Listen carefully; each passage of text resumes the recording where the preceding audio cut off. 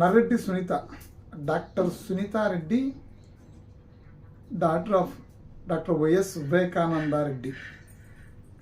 వివేకానందరెడ్డి చనిపోయిన తర్వాత సునీత చేసినటువంటి పోరాటం, న్యాయ పోరాటం, ఆమె చేసినటువంటి అంటే ఆవిడ ఆశ్రయించినటువంటి పరిస్థితులు, ఎంతమందిని ఎలా ఆశ్రయించింది, ఎవరెవరి దగ్గర తమ తండ్రి మరణానికి సంబంధించి అంశాలకు సంబంధించి న్యాయం చేయమని అడిగింది.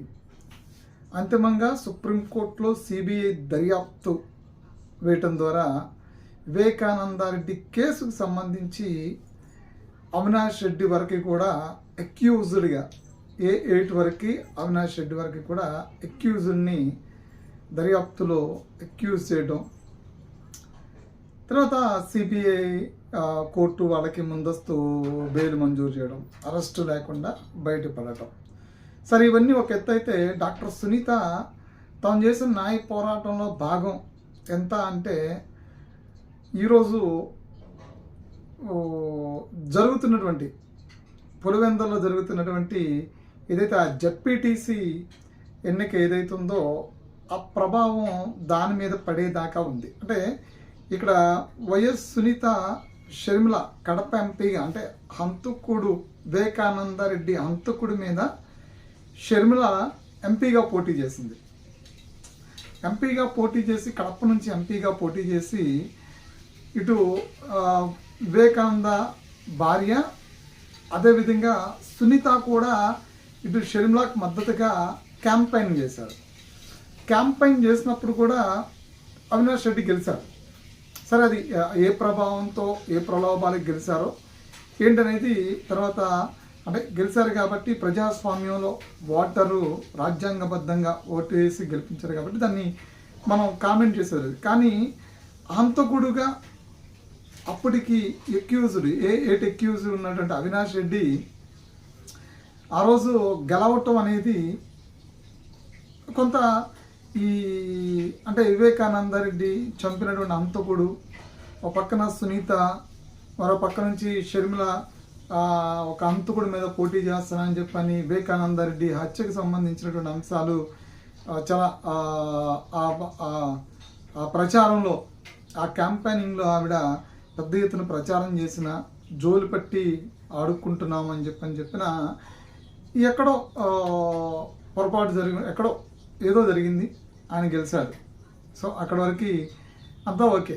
ఆయన ప్రజలు తమ ఓటక్కుని వినియోగించుకున్న క్రమంలో ఆయన ఎంపీగా మరొకసారి గెలిచారు. సో హంతకుడి మీద ఓడిపోయినటువంటి పరిస్థితి, అంటే తండ్రిని చంపినటువంటి హంతకుడి మీద ఓడిపోయాము అనేటువంటి ఒక ఆందోళన, లేదంటే కనుక ఆ గిల్ట్లో వాళ్ళు ఉండుండొచ్చు మేబీ. కానీ ఇప్పుడు పులివెందుల్లో ఈ కూటమి ప్రభుత్వం ఏర్పడ్డాక పులివెందుల్లో, అంటే అప్పుడు సమీకరణాలను బట్టి మనం చూస్తే కనుక ఆ 2024 ఎన్నికల్లో ముందు వైసీపీ గవర్నమెంట్ ఉంది, అప్పుడు అవినాష్ ఎంపీగా ఉన్నాడు.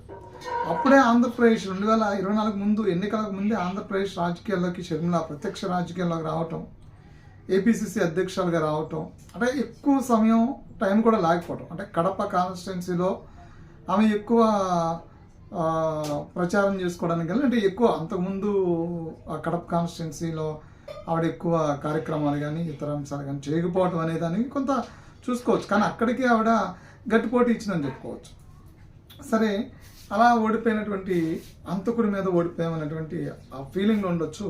కానీ ఇప్పుడు సరైన సమయంలో సునీత మరొకసారి తెర మీదకి వచ్చారా, వివేకానందరెడ్డి హత్య అంశంలో మరొకసారి తెర మీదకి వచ్చారా, అంశాన్ని తెర మీద తీసుకొచ్చారా అనిపిస్తుంది. ఎందుకంటే ఇటు పులివెందులో జరుగుతున్న జడ్పీటీసీ ఎన్నికలు ఇప్పుడు చాలా ప్రతిష్టాత్మకంగా తీసుకున్నారు. అసలుకే అక్కడ ఇప్పుడు దాని మీద పెద్ద ఎత్తున ఇరు పార్టీలకు సంబంధించినటువంటి వ్యక్తులు ఒకళ్ళ మీద ఒకళ్ళు దాడులు చేసుకుంటున్నారు, అల్లర్లు సృష్టించేటువంటి ప్రయత్నాలు అక్కడ జరుగుతున్నాయి. లా అండ్ ఆర్డర్ సమస్యను క్రియేట్ చేసేందుకు అక్కడ కొన్ని ప్రయత్నాలు జరుగుతున్నాయని నిన్న మొన్న కూడా లా అండ్ ఆర్డర్ ఇష్యూ ఒకటి క్రియేట్ చేశారు. సో ఇవంతా జరుగుతూ ఉంది. ఈ జరుగుతున్న తరుణంలో సునీత మరొకసారి వివేకానందరెడ్డి కేసుకు సంబంధించి నిన్న సునీత చేసినటువంటి కామెంట్స్ రాష్ట్ర వ్యాప్తంగా అందరూ చూశారు.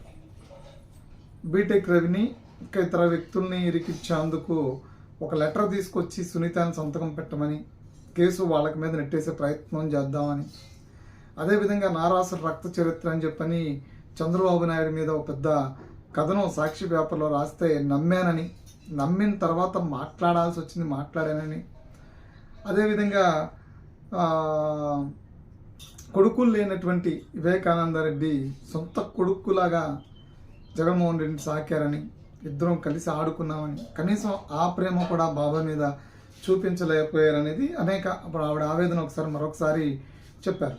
తర్వాత వివేకానందరెడ్డి భార్య కూడా ఇదే అంశాన్ని తెర మీద తీసుకొచ్చారు.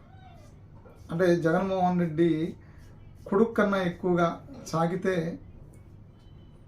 కనీసం బాబాయిని చంపినటువంటి అంతకుల మీద చర్యలు తీసుకోవడానికి కూడా వెనకడిగేస్తాడు, కాపాడాడు అని, కాపాడుతూ వచ్చాను. సో ఈ ఎఫెక్టు సునీత మరొకసారి తెర మీద తీసుకొచ్చిన ఈ ఎఫెక్టు జడ్పీటీసీ ఎన్నికల మీద ప్రభావం చూపిస్తుందా? ఎందుకంటే పులివెందుల కాన్స్టిట్యున్సీకి ప్రస్తుత ఎమ్మెల్యే మాజీ ముఖ్యమంత్రి వైఎస్ఆర్సీపీ అధ్యక్షుడు జగన్మోహన్ రెడ్డి. అంటే పోటీ అంత ఈజీ ఏం కాదు. అంటే సాధారణంగా పవర్ ఆఫ్ గవర్నమెంట్ ఉంది, కూటమి ప్రభుత్వం ఉంది. ఎందుకంటే మన బీటెక్ రవి కూడా పోటీ చేసి గట్టి పోటీ ఇచ్చారు జగన్మోహన్ రెడ్డికి. అంతకుముందు 99,000 మెజారిటీని మొన్న 50,000 చిల్లరకి ఎందుకో తీసుకొచ్చినట్టున్నారు.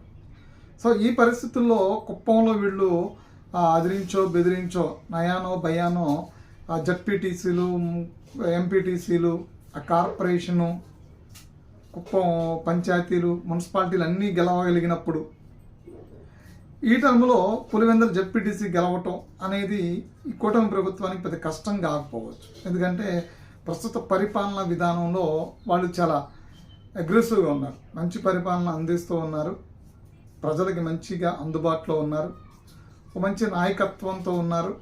సో ప్రజల పట్ల ఒక బాధ్యతతో వ్యవహరిస్తున్నారు. కాబట్టి ఇప్పుడు సంక్షేమ పథకాల విషయంలో కూడా మంచి సంక్షేమ పథకాలు ప్రజలు తీసుకుంటున్నారు. కాబట్టి రాయలసీమ అభివృద్ధిని ధ్యేయంగా పెట్టుకుని చంద్రబాబు నాయుడు పనిచేస్తున్నారు. కాబట్టి ఈ టర్మ్లో ఆయనకి జడ్పీటీసీ అక్కడ వాళ్ళకి అవకాశం మ్యాక్సిమం వన్ సైడ్ అవకాశం అయ్యుండొచ్చు.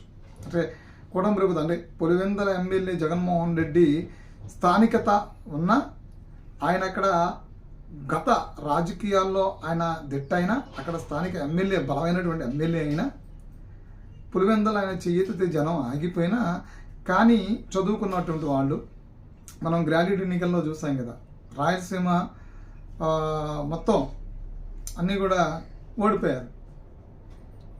మొత్తం రాయలసీమ ఎమ్మెల్సీ, గ్రాడ్యుయేట్ ఎమ్మెల్సీ మొత్తం ఓడిపోయారు. సో ఆ పరిస్థితి రాదు అని చెప్పడానికి గ్యారంటీ ఏముంది?